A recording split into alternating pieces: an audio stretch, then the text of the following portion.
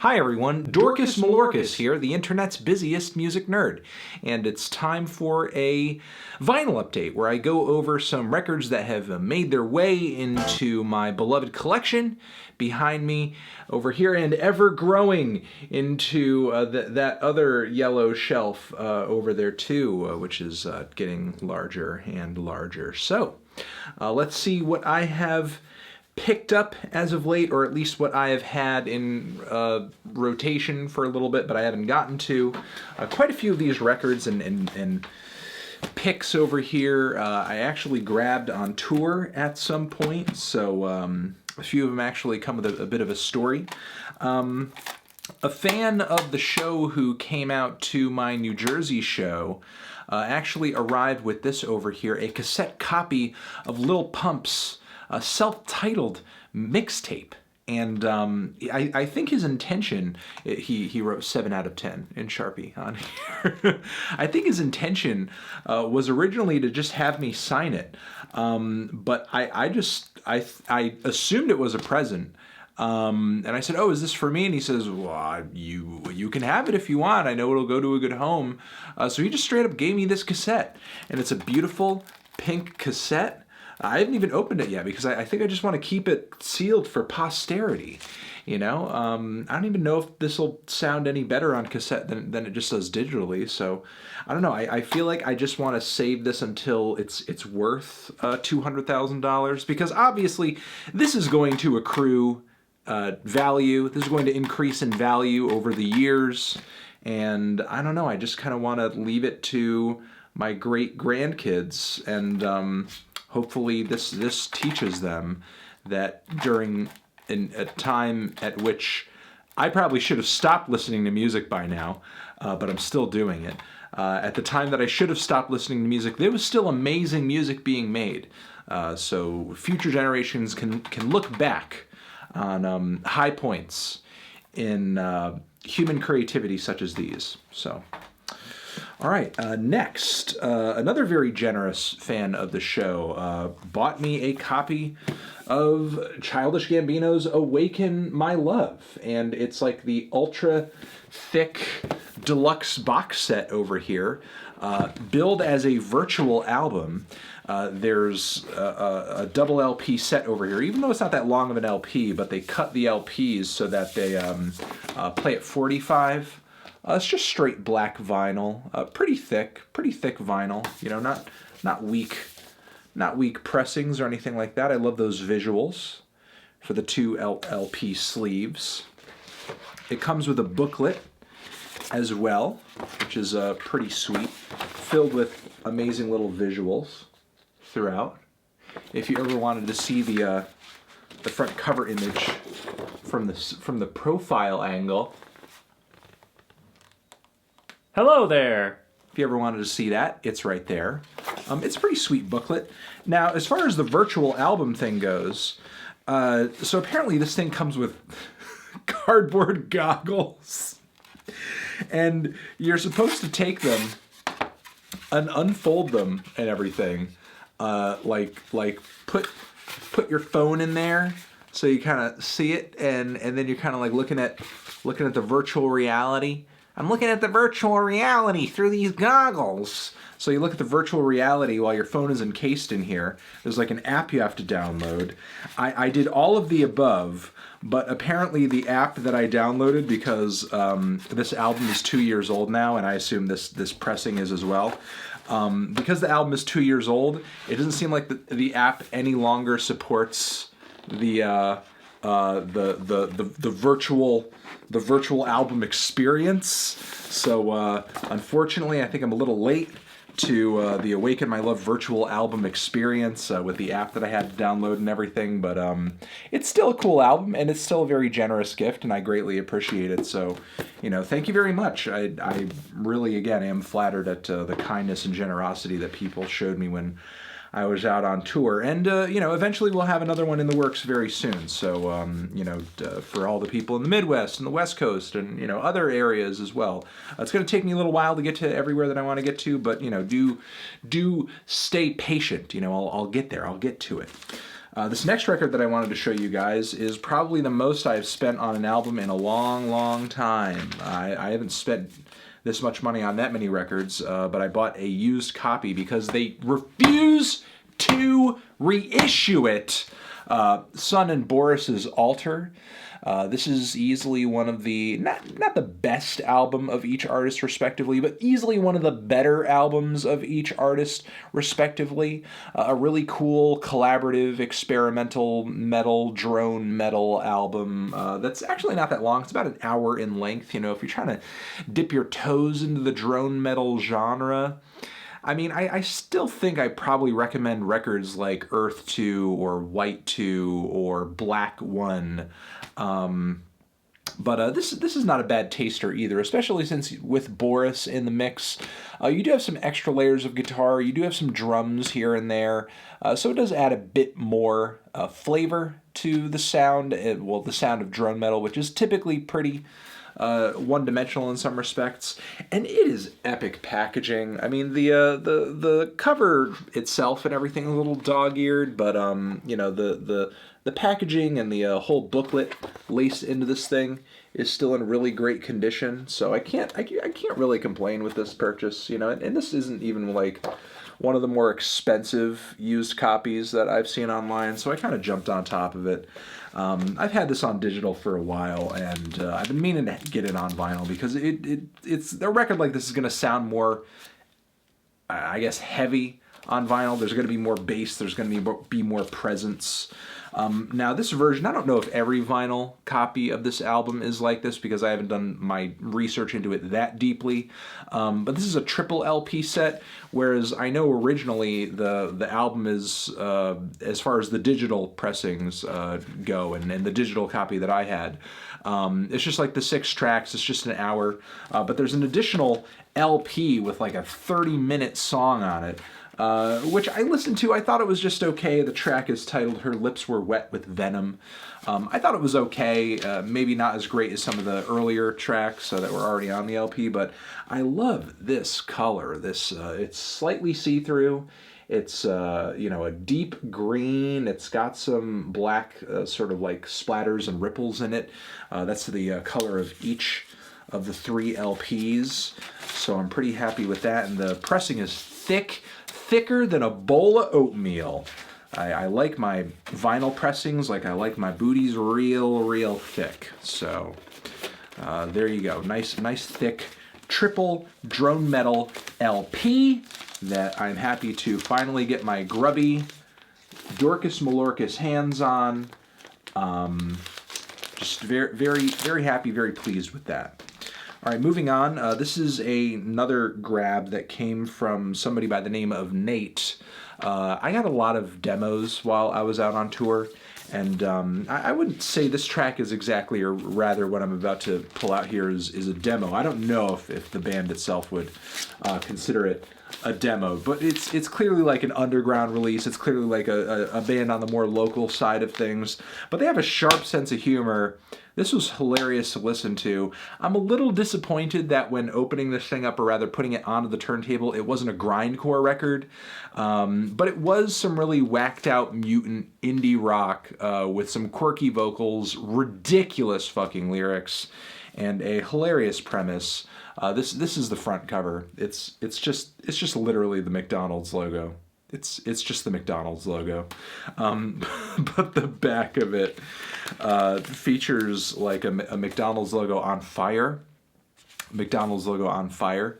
I believe the band's name is TURBOSLEAZE. Yeah, TURBOSLEAZE is the band. And here's the track titles. Okay, you need to hear these. The First Baskin Robbins in Afghanistan, number 1. The Hamburglar's Inevitable Hamburger Burglary, number 2. Ronald McDonald's Unusual Balls Clasp, that's number 3. The Curse of Mayor McCheese's Bloodied Purse, A Purse Curse by Agatha Christie, number 4. Grimace's Grimace Inducing Grimace, number 5. Fry Kids PCP Adventureland, that's number 6. And then number 7 is Birdie. This came out in 2015, apparently. Again, it's very funny, it's very whacked out, it's very wild. It kind of reminds me of a lot of the indie rock, the underground indie stuff of the 2000s, where it was very absurdist, it was very colorful, it was very strange, and usually enhanced by just a really I don't give a fuck attitude and just a total lack of inhibition. So shout out again to Nate for bringing the type of joy into my life that only an EP such as this could bring. And of course, the little record itself is like McDonald's logo orange, so can't go wrong with that. So TurboSleaze. Next, you guys know it already. You love it. It is Kero Kero Bonito's debut album. I love this. This is the debut, right? This was the debut. This is a debut. I mean, regardless, it's Bonito Generation. I'm having a brain fart here. It's late. So the band finally put this on vinyl. They sent me a copy, so I thank them greatly for doing that. I really appreciate the generosity. Think the album is fantastic. Love this cute little poster that it comes with. Given the recording style of the album, I didn't really go into this vinyl expecting it to sound all that much different from the digital version, and that's pretty much the case, but hey, I do love the record, and I wasn't going to turn down a free record of a record that I love, and, you know, it was fun to play it on the turntable. I love that blue. That is a nice shade of blue. Whoever color coordinated this whole packaging set is a god. So, you know, very, very nice eye for the color and packaging and everything. I really appreciate that. I love the color. It's just such a nice, bright pinks, blues, and yellows. For whatever reason, I just find it very relaxing. And this is one of the cutest pop records of the decade. Let's get that out of the way. All right, next, another fan of the show, not while I was out on tour, but literally online, just emailed me and said, "Hey, can I send you a record?" And I said, "What record are you sending? Because you know, I only have so much room over here. I'm gonna get in trouble. My marriage is going to be in trouble if I take on so many records that they just fill the house, and I don't want to do that. I like being married. I love my significant other. I don't want to put us in a situation where she has to step around records everywhere because I'm just accepting all records carte blanche, if I'm even using that phrase correctly. Probably not. But the guy said, "Oh, it's a new copy of This Heat's Deceit." And I said, "Yeah, bro, send me that shit lickety-splickety." I never realized, now that it's blown up, I mean, I've heard this album a bunch of times digitally, I've never had it on vinyl. I've never realized since seeing the album art so blown up and in front of me that this is like a weird image of a face, but like weird projected images on top of it. It's actually kind of freaky and disturbing. If you're unfamiliar with This Heat, this record from them, Deceit, is easily one of the best sort of experimental rock and post-punk albums out there.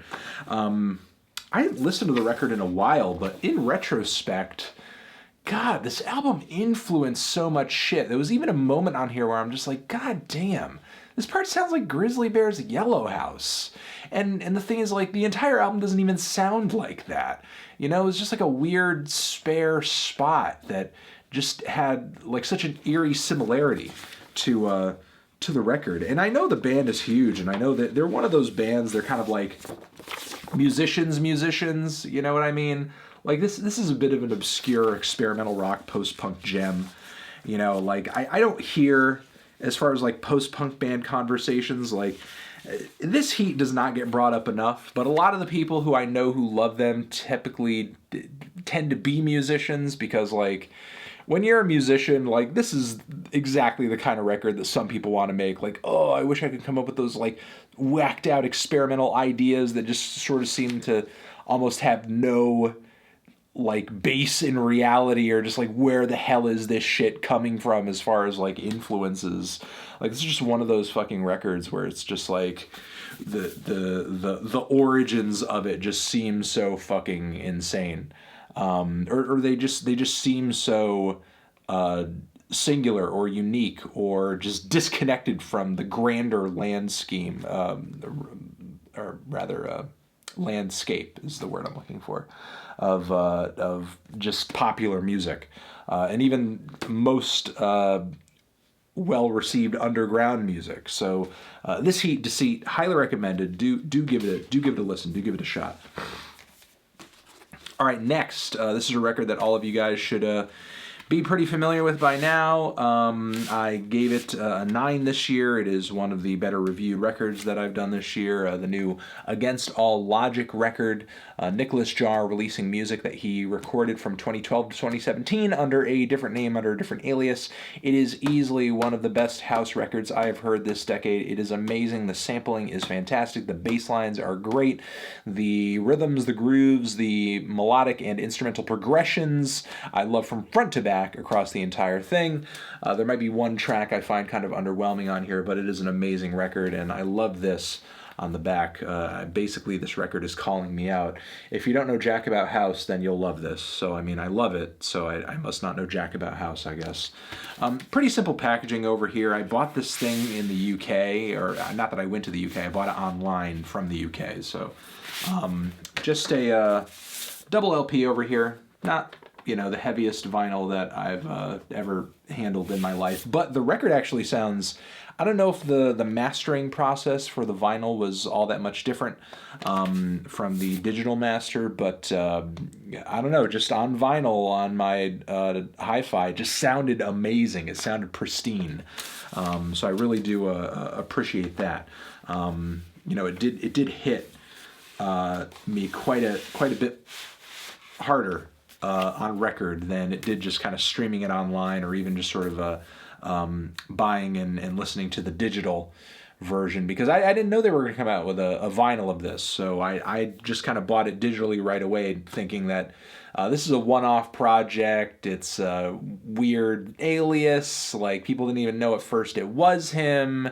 Who knows if he's going to pay attention, you know, give this the attention that it deserves on like a physical release. And so yeah, I just bought it digitally right away, not knowing there was going to be vinyl, and hey, there was, so whoa, I jumped on it because I think it's amazing, and there you go. So, all right, next, another fan of the show actually handed this to me on tour, this Record Store Day copy of Circle Jerk's Gig, which I was sort of looking for, but I didn't end up going out on Record Store Day because I think I was up really late the night before, and I just ended up sleeping in, and then I went out later, and miraculously I think I went to the record store a few days before Record Store Day and spent a ton of money already. So I said, okay, so I don't know if I should do that 2 times in 1 week. But still, it's a decent live recording, you know. I mean, there's a lot of Circle Jerk songs on here that I like. Nothing flashy or crazy about the packaging or anything. You know, it has songs that Circle Jerks fans should be familiar with, like Junk Mail and World Up My Ass and so on and so forth. You know, the thing is, like, I feel like the vocals left a little bit to be desired because, of course, like, it's a punk show, you know? Like, Keith's vocals, they're not always into the microphone, because part of the fun of a punk show is just, like, the physical experience, the visceral experience, like seeing it in person.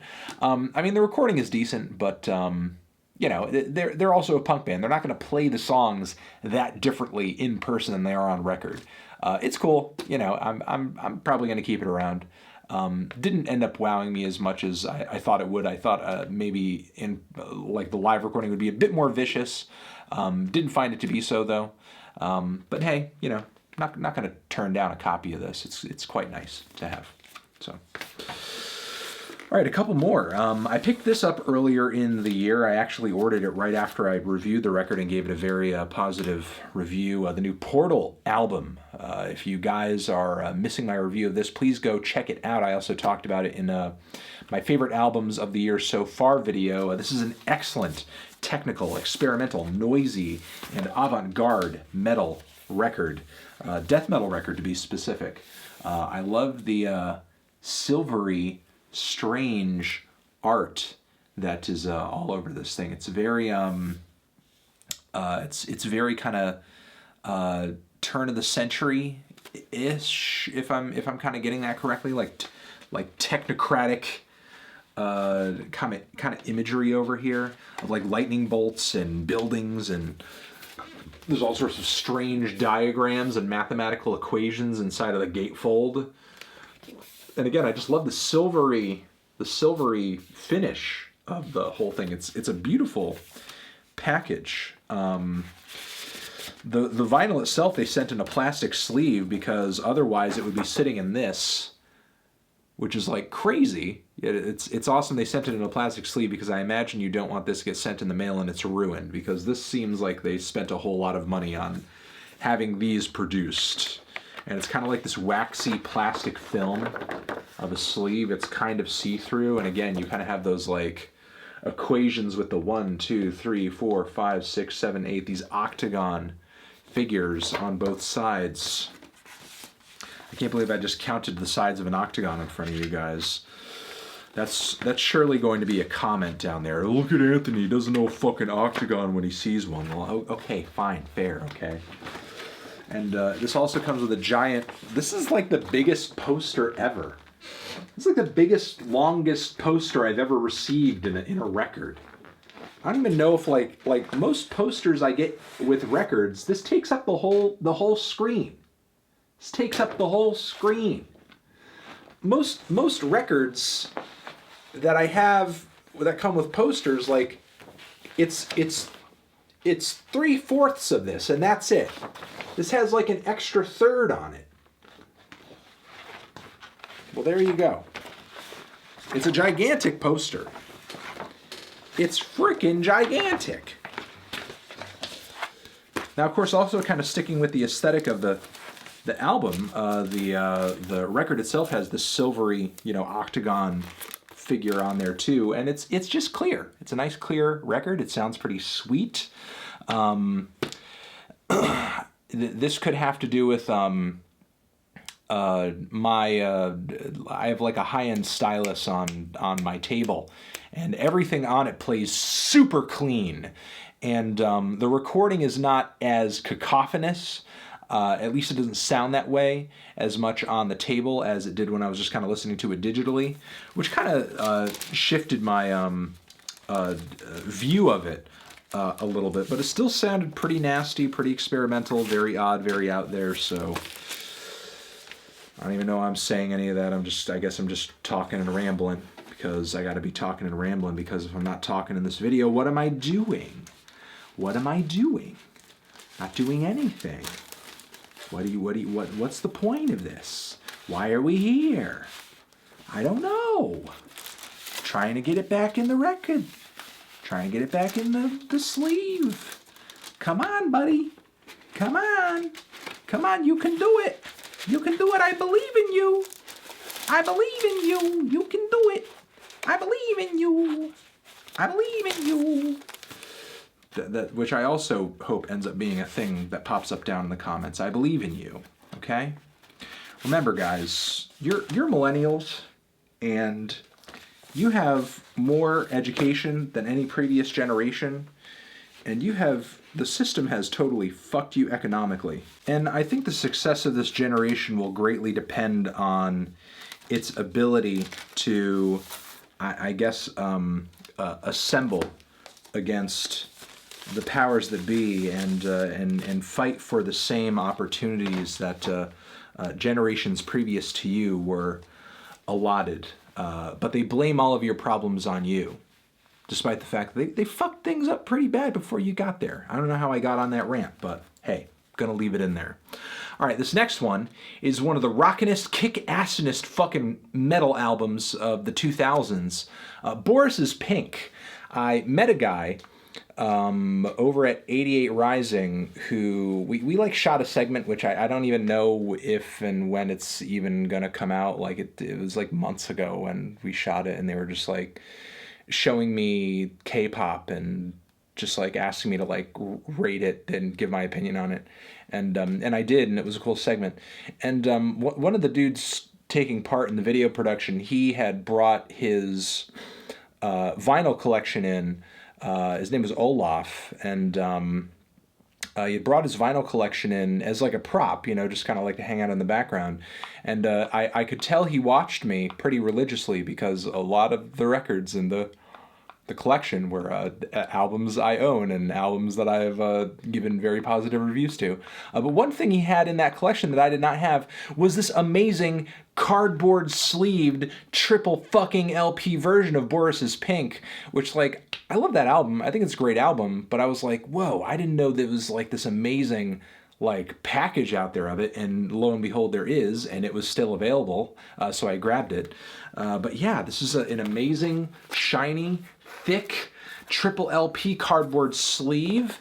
Let's give it a pop. Oh wow, sorry if I gasmed there a little bit. I'm so disgusting. I don't know why you guys watch me. But yeah, this is a nice reddish, purplish. Yeah, love that gradient. Love that color scheme. And it sounds great. The riffs are awesome. It's so fuzzy. It's so heavy. It's so energetic.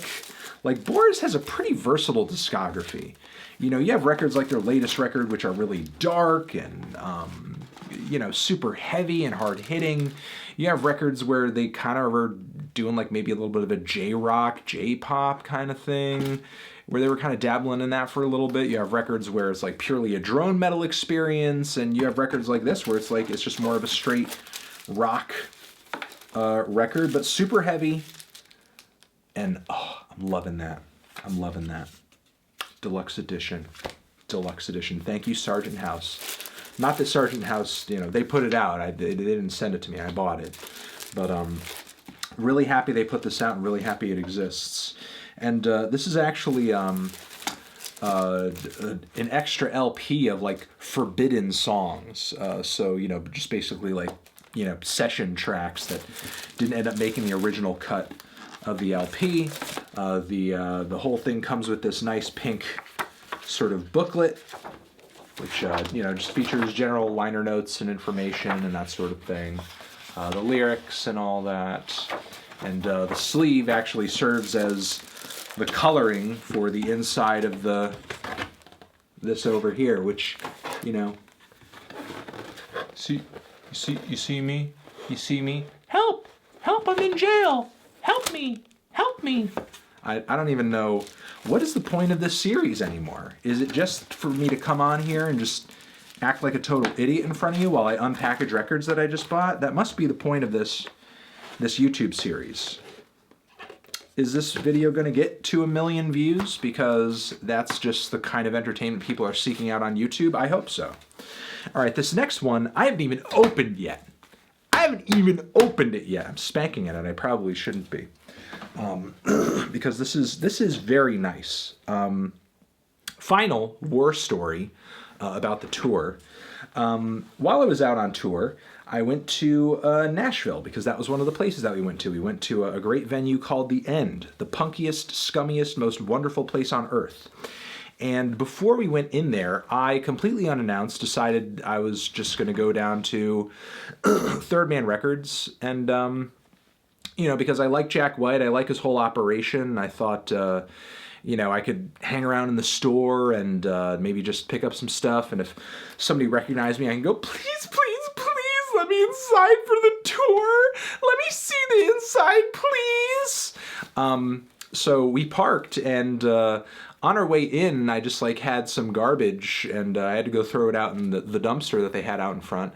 And I know some businesses tend to get testy about their dumpster usage, and I didn't want anybody getting mad at me for just kind of throwing my plebeian trash inside of their dumpster that they pay for the space in. And so, you know, I threw my garbage away, and then I'm just like trying to be like super incognito about it and walk away. And then I just hear like, "Are you Anthony Fantano? Is it Anthony Fantano?" I'm like, fuck, I'm gonna get in trouble for throwing stuff away. Fuck. And I turn, and this very tall man dressed all in black with blonde hair, who turned out to be Mr. Ben Blackwell, introduced himself, and I said, yeah, I'm Anthony. Hey, what's going on? And I thought it was going to be like, hey, man, you can take that shit out of that dumpster, dickhead. The fuck are you doing? You pay for that dumpster? But he's just like, what are you doing here? And I'm just like, I'm just here to check out the store and just see what's going on. And he was stepping out of this docking bay with other people who worked there, and they were clearly like moving something or shipping something or in the middle of like working. And he just said, come on, doing the tour. I didn't even have to ask. I was like, yes, we're doing the tour. Yes. Internally, that's what I was like. I was on the outside, I was trying to act cool. And try not to act like a dork. So yeah, he took us on the whole thing, and it was everything that I imagined it would be. It was just basically like Willy Wonka's Chocolate Factory, but for vinyl. And he showed us the recording studio and the spot where they do their live events and their live recordings, and I saw tons of stuff in there. Probably stuff I maybe should not even talk about. But in the midst of the whole shebang, they were in the middle of shipping tens of thousands of copies of this record, this new reissued version of Captain Beefheart's Trout Mask Replica, which comes loaded. You have to get it like in their vinyl subscription series, and it comes with like a tote, a Trout Mask Replica tote. So that's amazing. And again, I know this comes with a lot of extras. I haven't even popped this open, so let's adventure through this together. I've read about some of the things that this comes with, and I didn't really stress sort of playing this before.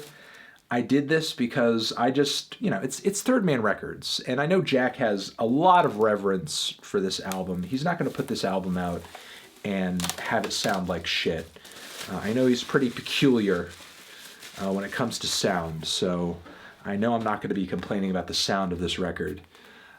So wow, there it is in all its glory.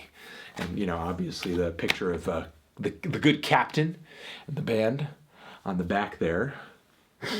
I mean, I know this picture was shot decades ago, but, I mean, they basically look like a bunch of hipsters now.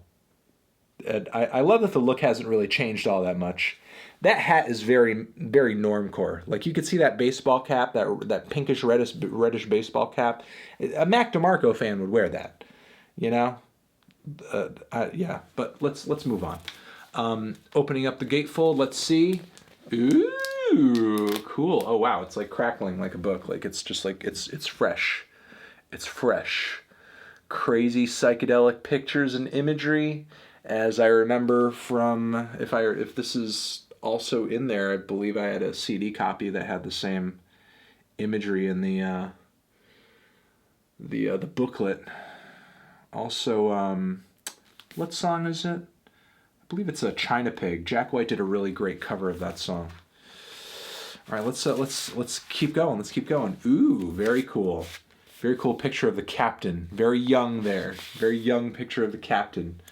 Very young image of the captain. Okay, so this is like, okay, this is a whole looks like a lyric sheet. And it looks like it is, yep, lyric sheet.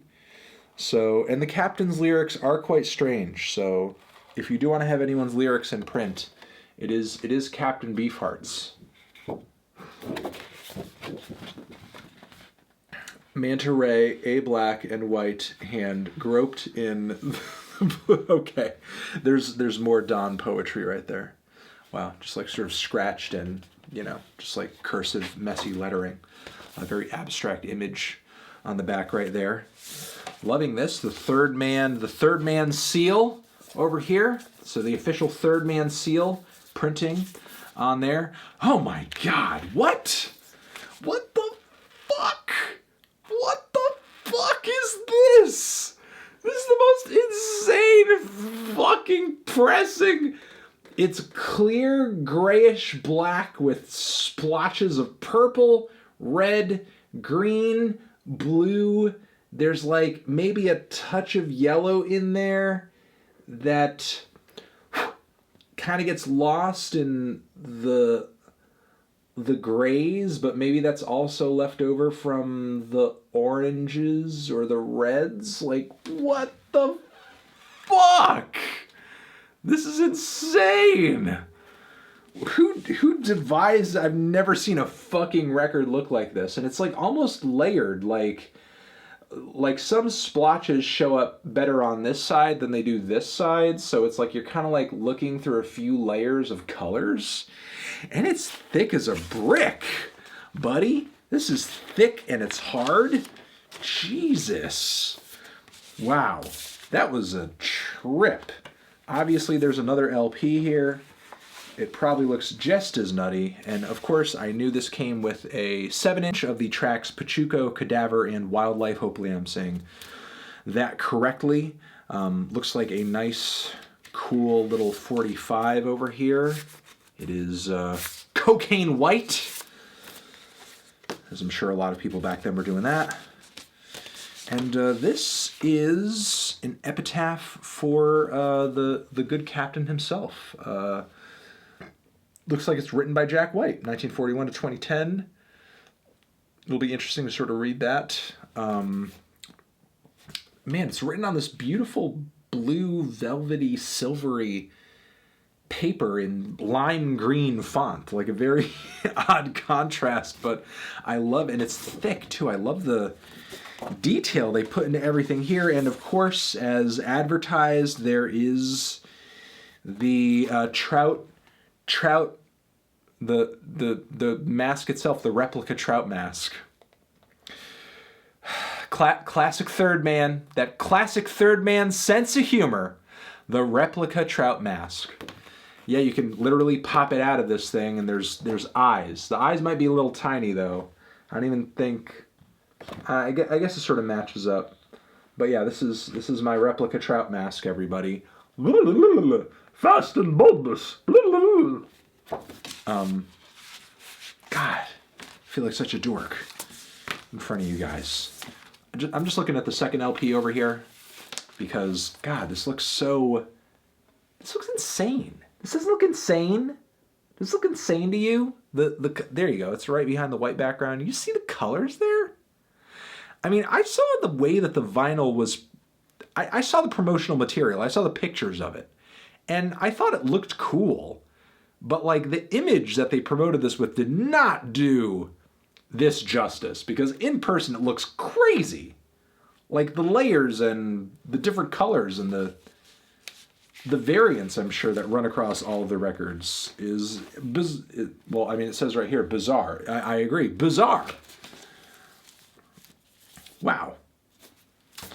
This is a heavy package, and I'm happy that I didn't... open it before this because we experienced it together, I guess, in a way. I'm highly I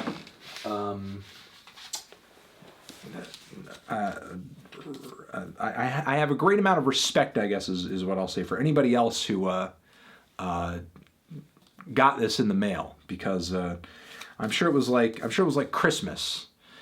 Very nice, epic packaging on this. And hey, you know what? It's an album that fucking deserves it. I mean, I gave this thing a classic review. Look it up on my channel. It's a highly influential, insane album, a landmark album. I mean, as I've said before, maybe not my favorite Beefheart release, but it's certainly worthy of the attention, all the attention it's received over the years, the cult following that it has received over the years, and still to this day, not really much out there in terms of other albums that are like it. It really kind of truly is a one-of-a-kind album, despite the fact that it has been so influential, and you can hear its influence in many places, because the Captain is a one-of-a-kind artist, not a style, not a sound that one could easily copy. Again, Captain, one-of-a-kind artist, one-of-a-kind band on this album. The conditions under which this album was performed, written, and recorded were incredibly unique too. So again, probably another reason that there's not another album out there like this. But yeah, Trout Mask Replica, Captain Beefheart and his magic band. And that has been this latest edition of the vinyl update. Awesome. Awesome. Thank you very much for watching. Over here next to my head is a playlist where you can check out other videos in our vinyl update series and sort of see other albums that have made it into my collection over here. And love you, love you, love you. Anthony Fantano, forever.